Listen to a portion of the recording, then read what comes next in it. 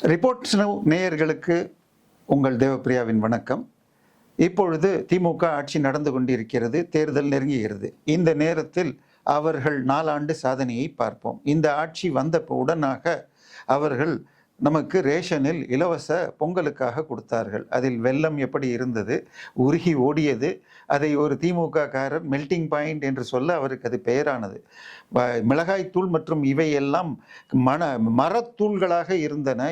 அதை தாண்டி வெல்லம் கொடுக்க வேண்டிய இடத்தில் அவர்கள் சர்க்கரையை கொடுக்க ஆரம்பித்தார்கள். இவை எல்லாமே குஜராத்திலிருந்தும் வாங்கினார்கள். இந்த பொருட்கள் தமிழ்நாட்டில் வாங்கினால் தமிழக உற்பத்தி நடக்கும், அது மக்களுக்கும் கொடுக்கலாம். ஆனால் அதை தாண்டி இப்படி செய்யப்பட்டது.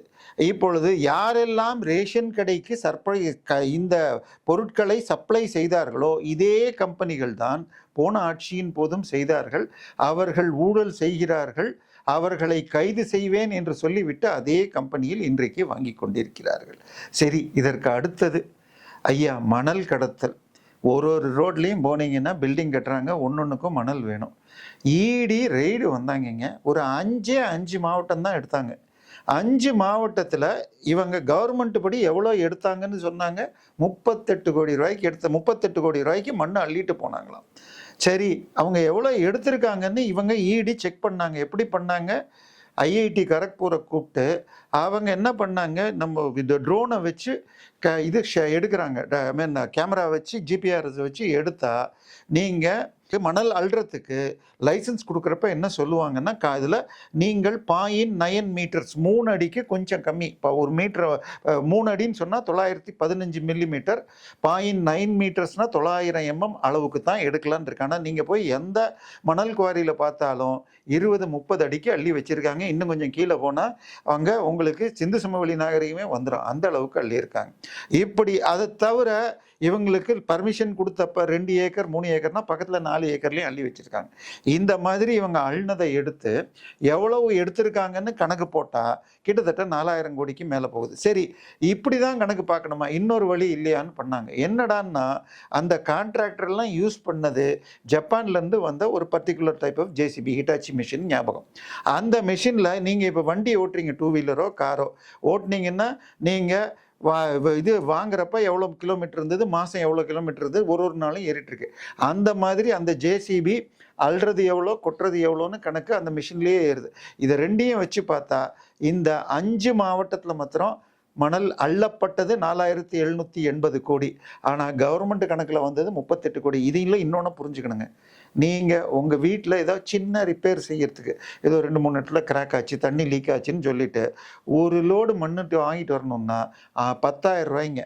ஆனால் இவங்க கவர்மெண்ட் விற்கிற ரேட்டு 850லேருந்து 1000 ரூபாய்ங்க. ஆனால் இந்த 850-1000 ரூபாயில் இவங்க போட்டது 38 ரூபா, அள்ளுனது 4750 ரூபா.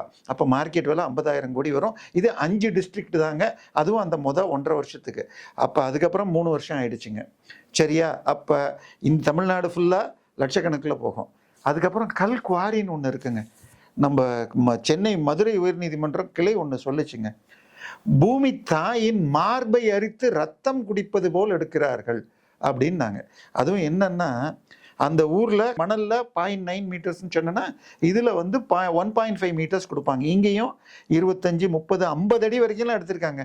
இங்கே இப்போ நம்ம சென்னைக்கு தண்ணி கஷ்டம் வந்துச்சுன்னா, ஏரிலாம் காஞ்சி போச்சுன்னா அப்புறம் என்ன சொல்லுவாங்க, மாங்காடு பக்கத்தில் பழைய கல்குவாரியில் தண்ணி தேங்குற தண்ணியை கொடுப்பாங்க. ஏன்னா அங்கே அவ்வளவு எடுத்திருக்காங்க. 50-100 அடிக்கு அவ்வளோ பெரிய பள்ளம், கீழே மலை ஆயிடுச்சு. அந்த மாதிரி இவங்க அள்ளியிருக்காங்க. இப்படி அள்ளினதை கணக்கு போட்டுட்டு முன்னாடி இருந்த ஒரு அதிகாரி 100 கோடி ஃபைன் போட்டால் இவர் என்ன பண்ணுறார், நம்ம கனிம வளத்துக்கு அன்றைக்கி அமைச்சராக இருந்தவர் துரைமுருகன் வேற ஒரு ஐஏஎஸ் ஆஃபீஸரை போடுறார். அவர் 100 கோடி ரூபா ஃபைன் போட்டதை 8 கோடியாக குறைச்சிட்டு அதையும் இஎம்ஐயில் இன்ஸ்டால்மெண்ட்டில் கட்டுறதுக்கு கொடுக்குறார். இது முதல்ல இதே வேலை 750 கோடிக்கு அள்ளினாங்கன்னு சொல்லிட்டு திருநெல்வேலி மாவட்டத்தில் வந்துச்சு. அப்பாவும் இவரும் மிரட்டின உடனே 250 கோடி ஃபைன் போட்டான்னா அதை இதே ஐஏஎஸ் ஜெயகாந்தன் ஐஏஎஸ்ங்கிறவர் 23 கோடியாக குறைச்சி இன்ஸ்டால்மெண்ட்டில் கொடுக்க சொன்னார். இதையெல்லாம் வழக்காக எஸ்ஐடி போட்டு விசாரிக்கணும்னு சொல்லியிருக்கு. கிருஷ்ணகிரி மாவட்டத்திலிருந்து தினந்தோறும் 25,000 லாரி கர்நாடகாவுக்கு போகுதுன்னு லாரி உரிமையாளர் சங்கம் சொல்லுது. இண்டி கூட்டணியுடைய முன்னாள் எம்பி டாக்டர் செல்லகுமார் வருஷத்துக்கு 25,000 கோடி கனிம வளம் கர்நாடகாவுக்கு கடத்தப்படுகிறதுன்னாரு. எங்கே போய் நிற்கிது? சரி, இவங்க மண்ணு கல் தான் அள்ளுறாங்களா சார்? மக்கள் சாப்பிட்டா, நமக்கெல்லாம் வீட்டில் டாய்லெட் இருக்குது, ஏழைகள் பொது கக்கூஸை யூஸ் பண்ணுவாங்க. அதை சுத்தம் பண்ணுறதுக்கு முன்னால் இருந்த ரேட்டை அரசு ஊழியர்களே வச்சு பண்ணிட்டு இருந்தாங்க. சராசரி செலவு எவ்வளோன்னா ₹3.50.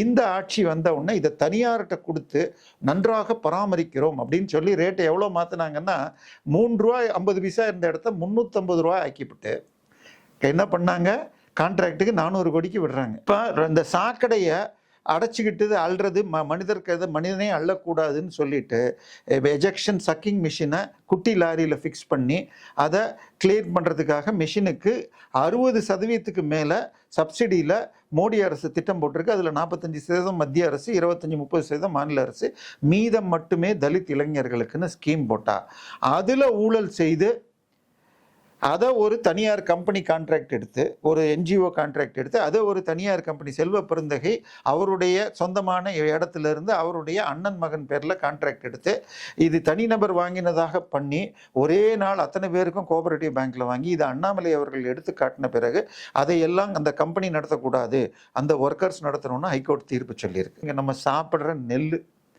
அந்த நெல்லை கொள்முதல் பண்ணுறதுல பண்ணாமல் முளைச்சி போச்சுன்னாங்க. நெல் இன்னைக்கு டன்னுக்கு ₹2,350 ரைஸுன்னா அதில் ₹2,250 மத்திய அரசு தருது. ₹100 தான் உங்களுது. ஆனால் வாங்கி வைக்கிறதுக்கு குடவுன் நீங்கள் கட்டாமல், இல்லை அதுக்கு லாரி இல்லைன்னு சொல்லி வாங்க முளைச்சி போச்சு சார். அந்த முளைச்சி போச்சுன்னா ₹400 ₹500 விற்கும். அதை யார் வாங்குவாங்கன்னா சாராய கடை மட்டும்தான் வாங்க முடியும். அதாவது சாராய கம்பெனிகள் அதை யூஸ் பண்ணுவாங்க. ஏன்னா அதுக்கு மேலே அது பதறாயிடுது. இப்போ ஏன் சாராய கம்பெனிக்கு போகுது? ஏன்னா தமிழ்நாட்டில் 12 கம்பெனிகள் இந்த டாஸ்மாக்கு சப்ளை பண்ணுறதுல 10 நேரடியாக திமுகவுக்கு சொந்தமானது. இப்போ டாஸ்மாக்னு வந்தோம், என்னது எல்லாருக்கும் தெரிஞ்ச விஷயம், ₹10. ஒரு நாளைக்கு 70 லட்சம் பாட்டில் விற்குதுன்னு ஹைகோர்ட்டில் சொன்னாங்க என் நண்பர் வழக்கில். ஆனால் இவங்க பாட்டிலுக்கு ₹10 ₹30 அதிகம் வாங்குறாங்கன்னு இடி கம்ப்ளைண்ட் கொடுத்துச்சு. இதை பற்றி கேள்வி கேட்டால் நம்ம அமைச்சர், மது விலக்குத்துறை அமைச்சர், அவர் என்ன சொல்கிறாரு, இந்த ₹10 நாங்கள் அதிகம் வாங்குறது எதுக்குன்னா டெபாசிட் மாதிரி. அதான் நாங்கள்லாம் சின்ன வயசில் இருக்கிறப்ப, இன்றைக்கி நீங்கள் பெப்சி கோக்கெல்லாம் பிளாஸ்டிக் பாட்டில் வந்து தூக்கி எறியறோம், ரோட்லேயே போடுறோம். அன்றைக்கெல்லாம் சோடா பாட்டில் மாதிரி வரும். நீங்கள் ₹20 கொடுத்தா அந்த ₹5 பாட்டிலோட ஓப்பனரையும் கொடுப்பாங்க. திருப்பி அதை கொடுத்தீங்கன்னா ₹15 கொடுத்துருவாங்க. அதுக்கு டெபாசிட்னு பேர். அந்த மாதிரி வாங்கணும் சார். நீங்கள் இந்த ஹைகோர்ட் ஸ்கீம் படி நீங்கள் வாங்குகிற எம்ஆர்பியிலேருந்து தான் ₹10 திருப்பி தரணும், அதிகமாக வாங்கக்கூடாது. ஆனால் இந்த அதிகமாக வாங்கிறத நியாயப்படுத்தினது அமைச்சர். நீங்கள் வந்தால் 10 லட்சம் பேருக்கு வேலை தரோன்னு நீங்கள் அரசு வேலை நீங்கள் அதில் கொடுத்தது 40,000 கூட இல்லை. அதை தாண்டி ஒரு 2,500 பேர் இன்ஜினியர். இதற்கு முன்னாலாம் டிஎன்பிஎஸ்சி எக்ஸாம் வைப்பாங்க. ஆனால் அண்ணா பல்கலைக்கழகத்துக்குள்ளே நம்ம துணை முதலமைச்சரே போய் சிண்டிகேட் மெம்பர் ஆனவுன்னா அங்கே மூலமாக தேர்வு வச்சு அந்த தேர்வு பேப்பரை லீக் பண்ணி அது மூலமாக 2,538 பேருக்கு வேலை கொடுத்தீங்க. அதில் ஒரு 150 பேருக்கு நீங்கள் வாட்ஸ்அப் மூலமாக செய்திகள் பகிர்ந்து 25 35 லட்ச ரூபா வாங்கிக்கிட்டு அப்படி கொடுத்தவனுக்கெல்லாம் கொஸ்டின் பேப்பரை லீக் பண்ணி வேலை கொடுத்தீங்க அப்படின்னு சொல்லி இடி லெட்டர் எழுதுது. அதே மாதிரி இப்போ சமீபத்தில் கான்ட்ராக்டர்கிட்டருந்து 7.5% 10% வாங்கினீங்க அப்படின்னு முனிசிபாலிட்டி அட்மினிஸ்ட்ரேஷன் துறையிலன்னு KN நேரு துறையில் அவருடைய தம்பி வாங்கினார்னு இடி சொல்லுது. மோடி அவர்கள் ஒரு வீட்டுக்கும் குடிநீர் நம்ம வீட்டுக்கு வரணும் அப்படின்னு சொல்லிட்டு குழாய் குடிநீர் வீட்டுக்கு வரணும்னு ஜல்ஜீவன் திட்டம்னு போட்டு முதல்ல கிராமத்துக்கு வரணும்.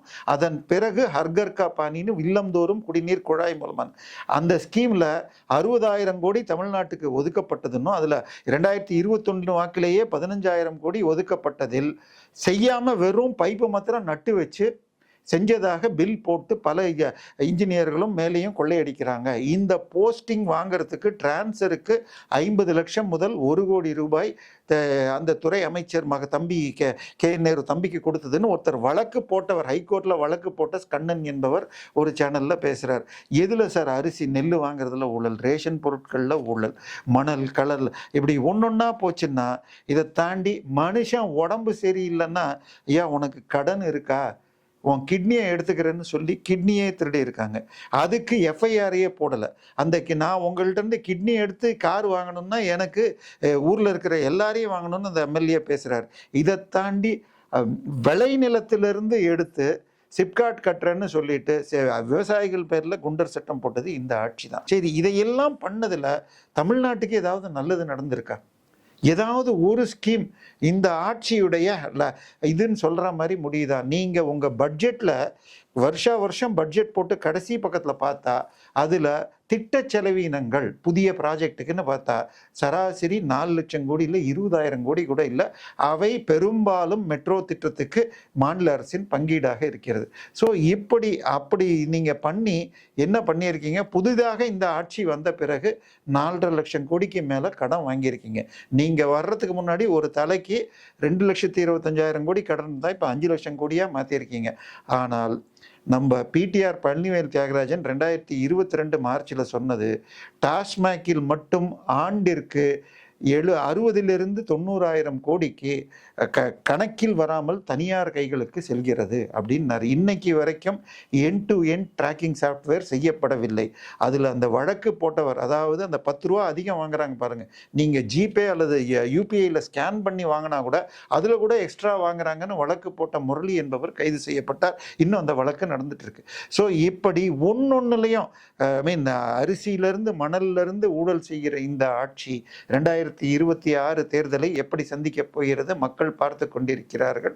நிச்சயமாக சரியான தீர்ப்பு தருவார்கள்.